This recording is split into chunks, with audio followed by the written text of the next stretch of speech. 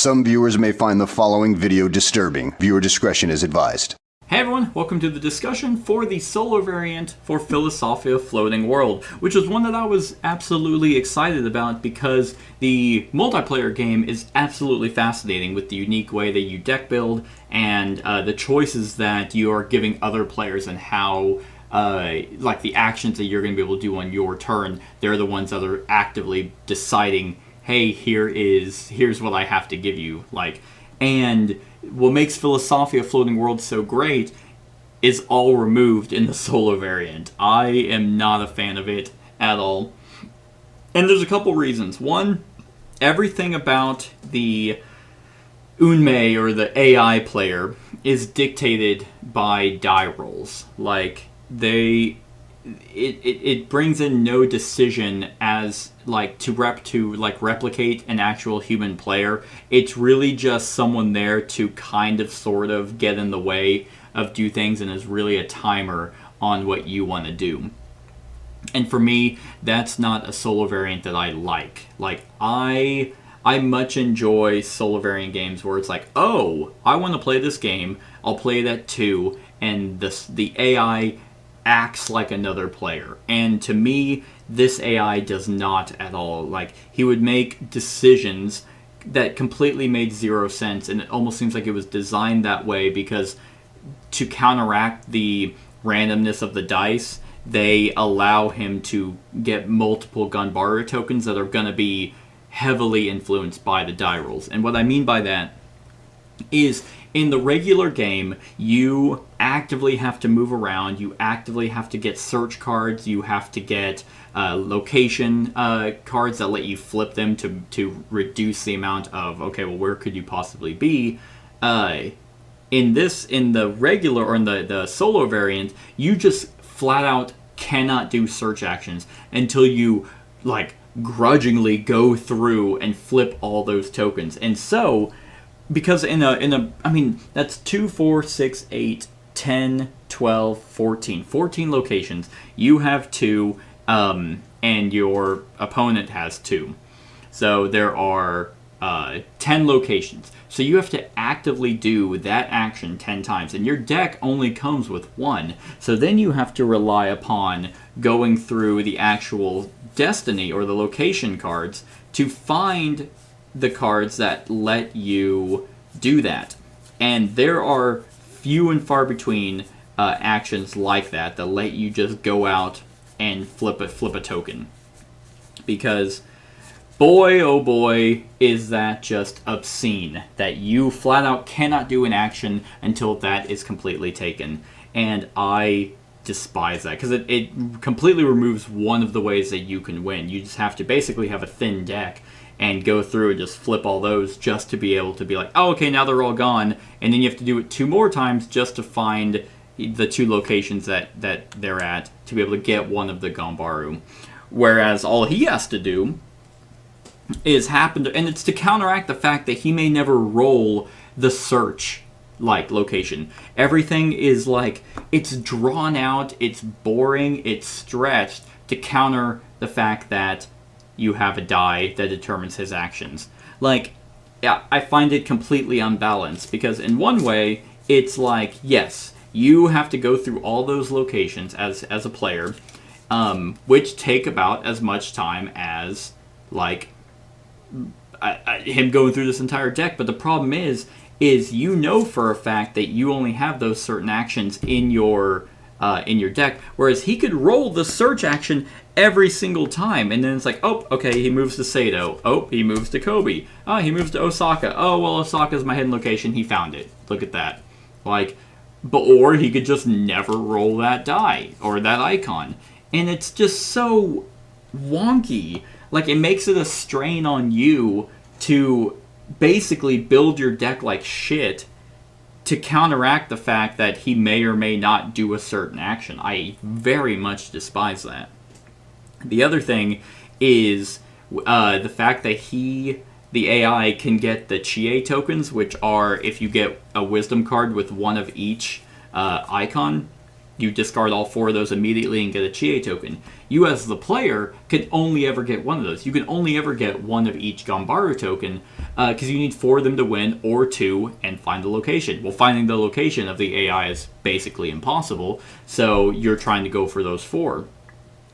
And you're sitting there, and because the AI does all of his actions before you do yours, you basically have to be like, okay, well, I built to study. Okay, I need 1 shrine. There's a couple there. Like, in one instance, it's like, okay, I need one of those symbols, and there's 3 cards there. Oh, but he rolled study 3 times, so he's just taking all 3 of those, because you can only ever have a max of 4 wisdom cards. The AI can have as many as they want for that very reason. The fact that, oh, he might roll study every single time, so he just gets to amass a pile, and by that point, it's just like, okay, well, surprise, it comes as no surprise in the run-through, he won by getting 3 Chie tokens and his pagoda. I was surprised that whenever he built, that he was actually able to build his pagoda. Blew my mind, because it wasn't through any luck, it wasn't through any decision or instance, oh, if you roll this and he does this, no, it's just, oh, he just happened to have the stuff from just random dumb luck and he gets to build it. I was like, okay, cool, that's fine. Like, going through the different Ganbaru tokens and victory conditions, I was okay, great. He can actually do things other than just amass. He might as well just have the entire wisdom deck, because what's extremely frustrating is it's not guaranteed that the AI is going to get all individual icons, which is, once again, they're trying to compensate for the randomness. It's like, yeah, it might be luck. It's absolutely luck of the draw with the wisdom cards anyway, so he might just have a massive pile of cards and he just needs 1 to get 1 token. It's like, okay, well, that's fine, but I'm the one actually playing the game, and I need 1. I need 1 shrine. And when he takes all of them and then you replenish the wisdom options, it's like, okay, well, no shrines came out. So I can't, and no wheels, I don't remember what those are called, but it's like, okay, so I can't build my shrines, I can't build my pagodas, because all the stuff that was available is in his deck of wisdom cards. It's like, okay, so now I've effectively had 2 tokens. Like, everything on those Ganbaru are actively removed from you being able to do anything on your turn, just because he gets to do everything on his turn before you. And that's not fun in any way. Like, the way that this game works is 2 ways to play it in multiplayer. Either you take turns or everything's simultaneous. With simultaneous, everyone goes, it's just like, okay, I'm ready for the action phase, everyone agrees, and then you start going. Now, you prioritize what you want to do ahead of time. So if there's a shrine in a wisdom, and I go to take that, and someone else goes, oh, actually, I was going to do that too, then you go off initiative. It's like, oh, I'm actually ahead of you, so I'm going to take it, and then you move it down. Boom, it's quick, it's done. And then you move on. And then now, in a 2-player game, if you go for another thing, oh, I actually want this shuriken, then that person now can be like, oh, I also want that shuriken, and, well, you're higher on initiative, you pay for it, you take it. That's how it goes. The other way is taking turns. Okay, my turn. I'm going to do this. I go first, I want the shuriken, I get to go, everything moves down, and then the next person goes, okay, dang, man, I really wanted that shuriken, but okay, so my action, I'll just get the Yumi, or I'll flip a location, and you go back and forth.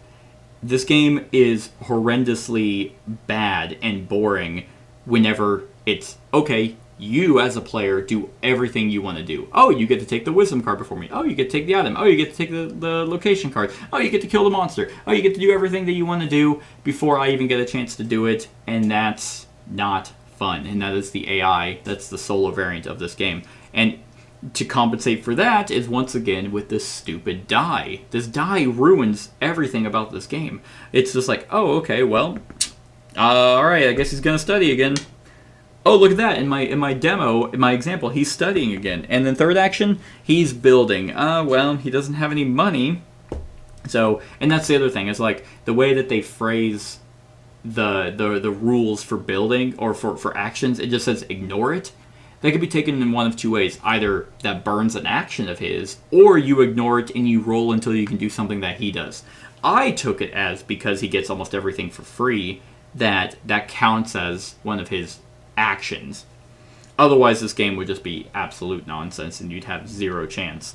The fact that it's like, okay, well, he rolled a build. Oh, he doesn't have any shrines, so that's one of his burnt actions. And that happened multiple times. Like, in the very first turn, he rolled 3 build actions in a row.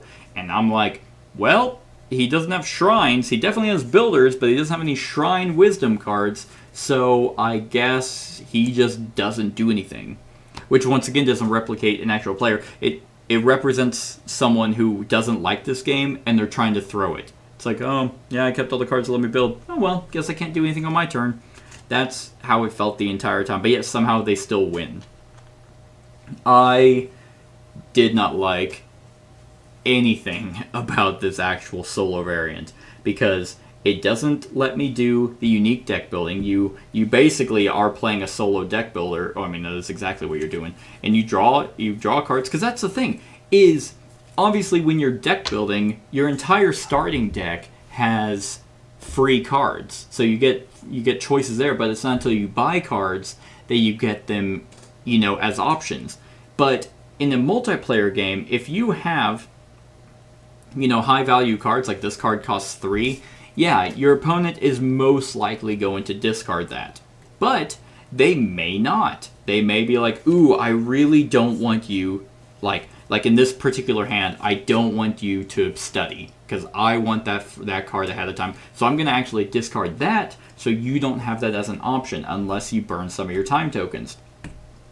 But instead, the way that this game works is you build, and well, your deck is mostly high value cost cards, so you draw your hand, you're like, well, never using that. Okay, well, let me just shuffle, and alright, these are the 2, and then here's my 3, and I'll pick. Which is, it takes away the strategy of actually deck building, because whenever you're playing a multiplayer game, you build not just for yourself, but in a way that makes your opponent have to decide what they are wanting to do. Because you hand them your cards, and then you're like, okay, you are deciding what 2 and what 3 I get to choose from. And they're going to be like, oh man, like, all of these cards are good, I don't want you to do any of them. So they're trying to minimize your potential, or be like, okay, either I'm going to give you 3 cards that are kind of good, or maybe not that good, but you get some resources, or here are 2 cards that let you do actions, but you get no resources, and you as a player take those back and you decide. You should theoretically have that here, but because you're so limited and the AI gets to go before you in everything, it's like, I personally just didn't care on what 3 I got. There was one time I actually bought an item where I was like, okay, great, I'm going to use it so I can use all 5 of my cards, and it ended up being a great turn. But that was so few and far between. Most of the time I was sitting here just managing his dumbass resources that he always had, and then just rolling his action die and having him do none of them half the time except study. Because there were times where he'd fight a monster, and he can fight a monster anywhere. That's fine. I didn't mind that. We have to go to actual locations to flip them. But we also have the ability to prep. I can actively go and shop. He has to roll to shop. And then it's like, oh, there's no items there. Okay, he burns the time to replace them. And then there were no items there again. So it's like, okay, well, I guess he just doesn't do that. And then now he fights. Well, he can't fight because he has no stupid items. It's like, this was like the dumbest player that you could potentially have, who has no clue what's going on. They didn't read the rules ahead of time. You didn't teach them how to play the game, but yet they somehow win through dumb luck. It's absolutely infuriating. There was never a time when I'm sitting here like, man, this AI is really smart. Okay, how am I gonna outplay a computer? Like in all of the Garfield games, the West Kingdom games, except for Architects. I haven't done the solo for that. Paladins and Viscounts, it's like, oh, this does kind of feel like an AI. Not necessarily because they're still decisions, but they take up spots, they remove items that feel like another person could have potentially taken that from you. Oh, they moved their people there, so now it's blocked. It's like, okay, well, shit, I was going to go there. So potentially in a multiplayer game, someone would have gone there before me. Okay. In Anachrony, like my favorite solo game, that truly feels like an AI player that, slots different workers and moves them around. And so, now this isn't necessarily a worker placement game, but the AIs in those games, if they don't feel like another player, they at least feel like somewhat of a competent person who actually knows, okay, I'll block this, and then so you have to make your decisions around that. Because this die here, you cannot plan for what they're going to do. You can hope and have your cards and be like, oh, I want to study a lot so I can get all those cards I need. Oh, nope, he took all of them, and then now the 3 available you don't want. It's very infuriating because there's not enough options for you to be like, well, he's going to go the wisdom card route. I'll go killing monsters out, because once again, you as a player can only ever kill one monster. But once again, the AI player can kill as many. So if he happens to only roll shopping and coins for the collection phase and monsters, he'll compensate for that by constantly buying items and then killing monsters, so he can get multiple Bushido tokens, whereas you only have to do it once. But once again, that's entirely random, and half the game he's either getting lucky and just constantly taking the cards, or the other half he's doing nothing, and you're just like, I'm caught in a chaotic mess of a solo variant. It just isn't well thought out, and you miss a lot of what makes Philosophia like a unique deck builder set in a beautiful game. The art is absolutely stunning. You just lose all decision making because of what your opponents may or may not be wanting to do, because you can actively look at it. It's a race kind of to for Ganbaru, or a race once more people are revealing locations to be like, oh shit, okay, that's narrowing down. They might figure out where I'm at, and they already have 2 of the tokens. They just need to find my location. So now it's a race to try and find yours before theirs, and getting penalized if you find their decoy. So, boy, was it just, it tanked so quickly. I got absolutely tired of managing their tokens, and once again, this die is so stupid, because they just actively feels like they had the die with all 6 actions on it. They didn't know how to balance it, so they just went, okay, we're going to just try and mitigate the randomness. So the AI is almost always going to have 4 tokens. He doesn't. Obviously, he gains them throughout the game. But then it's like, oh, if he collects, let's say all 3 of his collections are, so that means he's going to get to do 6 total actions. So, okay. Now he searches. Okay, he goes to Thule. Okay, he fights. Can't. He has no. Okay, he fights. He can't. He's no items. All right, he's gonna buy. Hey, now he could buy a shuriken. And then, here's another action. He studies. Like, it's just, it blows my mind. That die to determine his actions is just so stupid. And they're like backpedaling, trying to figure out how to make it work. And I guess technically, yes, it worked. You can play this game solo. I promise you. Just get one other person. This game is fantastic at 2. It is great at low player counts, and it compensates for higher player counts, just because in a 4 to 6 player game you have you have more locations, and it's that quicker of a race. It's just, there's no reason to play this solo. So, even because technically the other thing it has going for it is it's like, hey, you can have multiple AI, which sounds super cool, because most of the time, yes, it is you and then the solo variant player. And there's been a few that come out that actually have, like, dummy characters. Root, for example, you can put in one if you don't have, like, if you really want to play a 5-player game, you only have 4, you can throw in a dummy player. Tapestry, I think, also has that. At least Tapestry solo variant plays as if it's a 3-player game and does that pretty well. Here, it's like, there is no reason. If I had 2 players and I want to, for some reason, play a 3-player game, there's absolutely no way I would ever put this in to compensate, because it's like, great, because at that point, yeah, you do go back to drawing 6 cards, handing it to the player. You don't do the weird thing that the 1v1 solo variant is. So you and the other human player are trading cards and making that decision, and then this thing just gets in the way.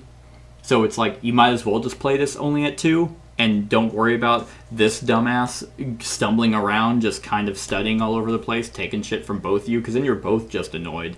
Because not only are you trying to compete against a human player, you're competing against some bumbling drunk that has no idea what's going on. This represents the person who was on his phone the entire time while everyone else is trying to play. I really do not like this solo variant, and it makes me dislike it even more because I like the base game competitively so much. So, with all that being said, on a scale of 1 to 10, I'm going to give the solo variant for Philosophia Floating World a 3. I think it is significantly below average. It technically does work. He won as well through, really just rolling the same icon over and over. It isn't necessarily that long either. It's about an hour. But I think everything about it just hinders you as a player. You're really just trying to battle against sheer dumb luck, and I really don't like anything about it. So I'm going to give it a 3 out of 10. And that's my thoughts on the solo variant for Philosophia Floating World. Let me know what you think of the game in the comments below. Other than that, like, comment, share, and subscribe, and have a wonderful whatever time of day it is for you. Hey everyone, thank you for watching, and I really hope that you enjoyed the video. If you would like to see more of my content, go ahead and click that subscribe button and the bell to be notified whenever I upload any new content. If you feel like supporting the channel, you can go ahead and click that Patreon link to be taken to my Patreon, and any help is truly appreciated. Other than that, stick around for any other run-throughs or reviews or cool top 10s or whatever I feel like putting on. Other than that, like, comment, share, and subscribe, and have a wonderful whatever time of day it is for you.